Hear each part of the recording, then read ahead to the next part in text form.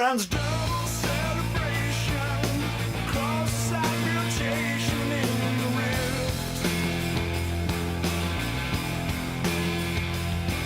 It toppled down the nation and left the people running for the hills.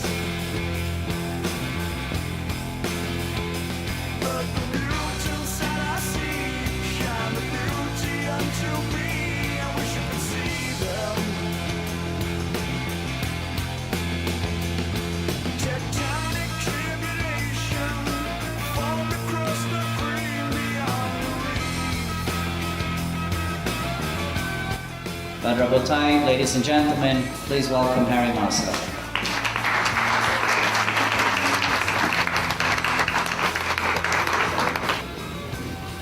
Thank you, Rabbi. Thank you, everybody. It's obviously a privilege to be here. The lecture over here is being filmed for our next full-length TV documentary, God willing, called The Final Agenda for Mankind. The stuff you're going to hear tonight is publicly being relayed to you for the first time. I made this document called the ARK Report. It's a real document, about 50 pages, with maps and diagrams showing where, in theory, where the ARK is buried. Very technical. It deals with everything from the equinox of the sun over the Mount of Olives, to the position of the Beis Hamikdash, to tunnels, to the water flow, to ground level, sea level. It's a documentary with high-profile Israeli people in the Knesset. MP Danny Danon, who's now the Deputy Defense Minister.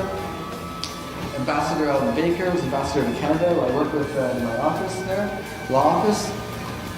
All these people were very willing to do this and interview the film. So it's sort of like a docudrama, but one step further. But this theory is based on Moskoff theory, which is really based on the Rambam and Sir Charles Warren, archaeology, the Torah, and other sources. Really points to access points where, if someone did want to reach the ARK, and it was the right time, this is where you would start. You would go to the Moskoff, to the ARK Report. That's the only thing really available that I've seen. Why does finding it matter? Well, for sure, it will be found. It'll herald in a new era. And it's one of the goals of creation. And it does matter because we are getting to that point. We really are. In the 6,000-year span, we're approaching the time. We were at Qumran because we were scouting, next slide. We're scouting for the 5th episode. We're doing a new mini-series, hopefully, that'll work out, on the ARK Report, a 6-part mini-series. Amazon Studios is considering doing it with us. And it's going to bring the ARK Report down to wider audiences. So we found out that the CIA was monitoring the digs there. Why? So I was speaking with the people there. The CIA were interested in our digging there for some reason.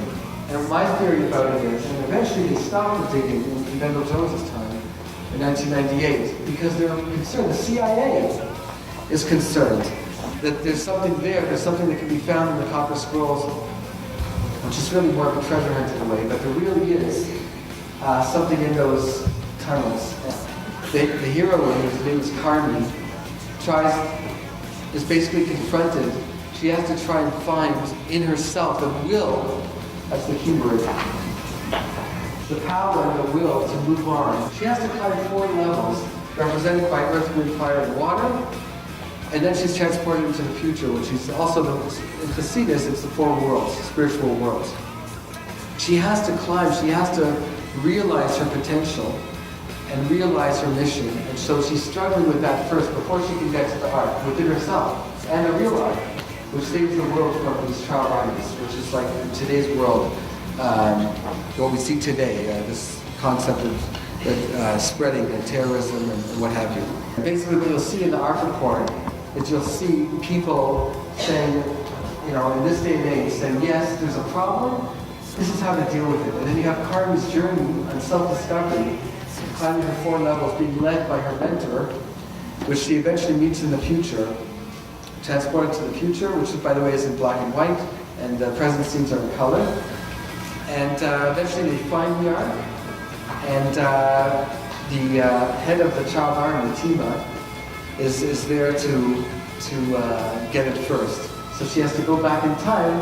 The mentor, Rod, puts her back in time to find the ARK first. And that's what, and in ourselves, that's really what it's about. Just one more slide. Here it is. So we won, thank God, we won the Gold Award for our US premiere.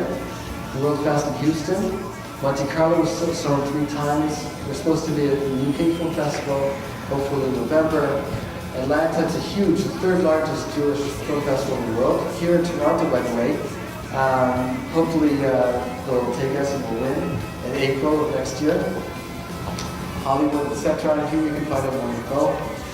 TV series, Amazon Studios, and we're also doing this partnership with Jim Long.